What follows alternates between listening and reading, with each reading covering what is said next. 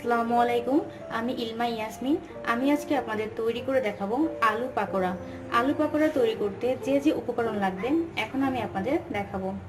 আলু নিয়েছি আমি একটা, পেঁয়াজ কুচি,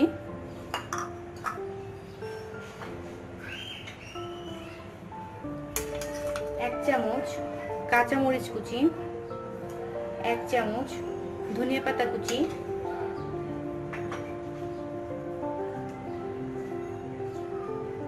হাফ চামচ হলুদ গুঁড়া,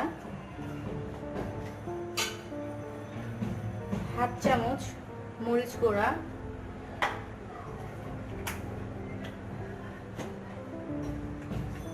এক চিমটি বেকিং পাউডার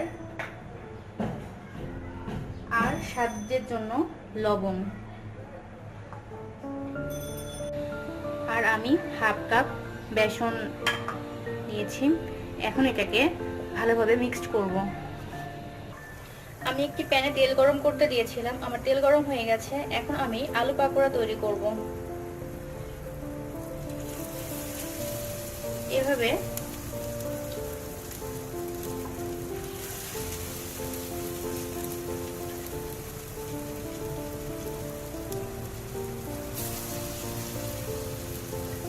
আমি একে একে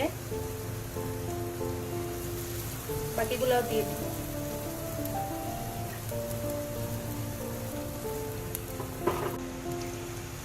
আমার পাকোড়াগুলা বাদামি কালার হয়ে গেছে। আমি মাঝে একবার এটাকে উল্টিয়ে দিয়েছিলাম। এখন আমি আস্তে আস্তে করে পাকোড়াগুলোকে উঠিয়ে নিব। তৈরি হয়ে গেল আমার আলু পাকোড়া।